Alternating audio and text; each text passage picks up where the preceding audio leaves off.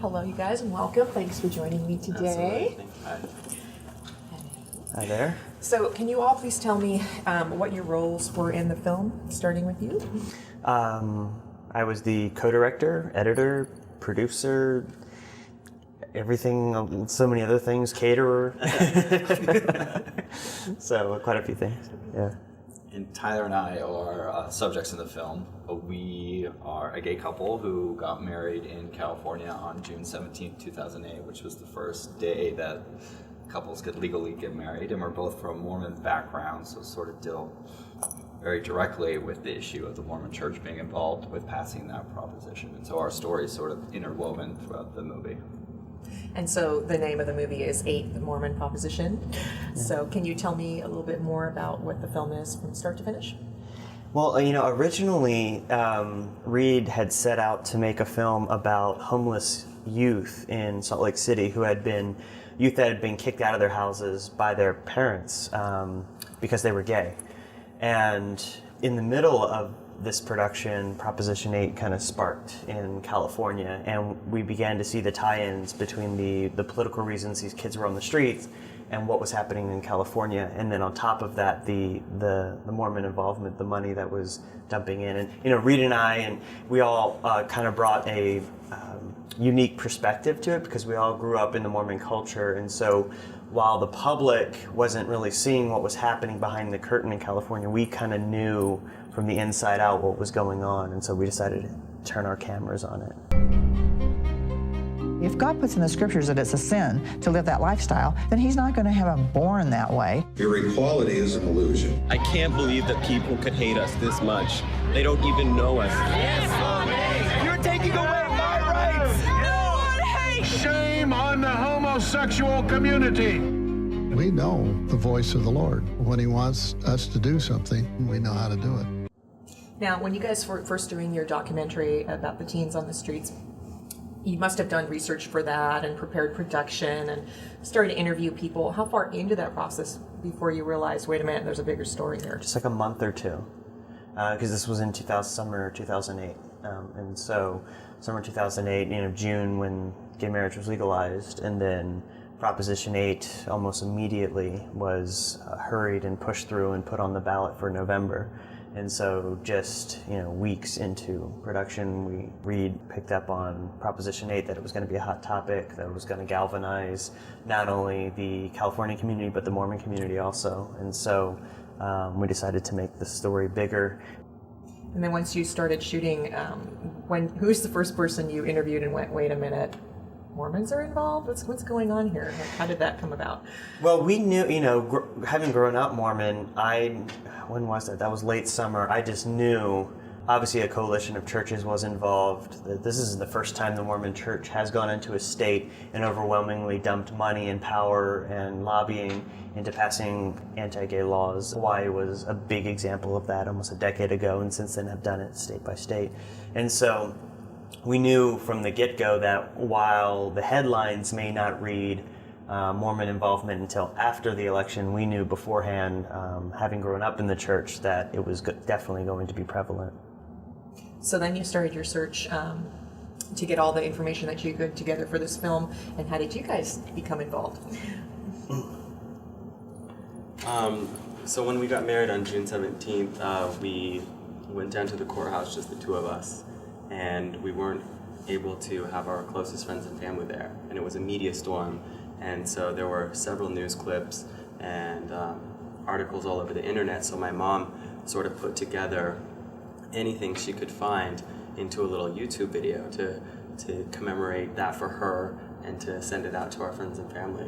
And she ended up hearing about the film and hearing about Reed, and so she sent this YouTube clip to Reed, and he decided that he wanted to meet us and hear our story and interview us, so that's how we met. Now, you guys all grew up Mormon. Mm-hmm. What was that like for you as young men, and knowing that the community isn't really supporting your lifestyles, and how is this movie sort of helping you guys maybe get the message out that there's nothing wrong with being married and happy and these sorts of things? But yeah, growing up gay in Utah was very difficult. You're definitely an outcast. You're definitely misunderstood. I didn't even know an openly gay person until I was, maybe 17 or 18, and certainly didn't think I was that way. No, I couldn't be that. That would mean that, I was evil, I was wrong. And so it took a lot of time to come to terms with that and deal with feeling so conflicted. And when I did deal with it, it still meant having a huge rift between me and the rest of my family, my community, my culture. Virtually everything I'd known for the first 20 years of my life. So it's very difficult. And so being in this movie, I do hope gets the message out that it's okay to be gay, and you gay kids out there don't need to feel abnormal or different. You don't need to be depressed about that. You are okay, you are loved, and there are many of us like you who have made it, and you can be married, you can have everything that everyone else has. So I certainly hope that message gets out there.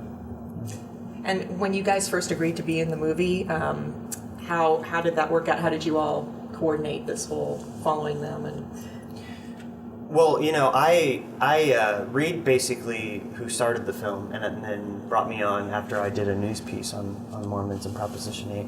Reed kind of flagshipped the whole thing from the get-go, and luckily saw the video that Tyler's mom posted online, and then Reed actually in Salt Lake City set up a camera in an interview room, and then put out postings and invitations for anybody to come and tell their stories, and people just kind of lined up and came in and told their stories, and luckily they were able to come out and do that. And Linda, obviously his mom, also came out. That's where we got, literally, it was just like people lining up. They're like, we want to tell this story, we want to get this story out there. We've been waiting, some of them have been waiting years to tell their story. And what's so good about this movie is that it puts a human face on the issue. So we're, two of those human faces, but they interviewed many other, gay Mormons who have committed suicide or tried to commit suicide. And Tyler's mother, who is the gay Mormon mom who chooses the son over her church. And it just puts the human face on all of that. So it's really powerful that way, and it's a really emotional outcry against, the harm that the church has caused, not just with Proposition 8, but over the years with regard to its stance on gay issues. Yeah, and as I said, I'm a straight man, and so I didn't have the political, social struggles growing up in the churches that they might have, but as a documentarian, I've been doing this for 9 years now, I'm always drawn to stories of the human experience and the human struggle and universal journeys that everyone, an audience, can relate to.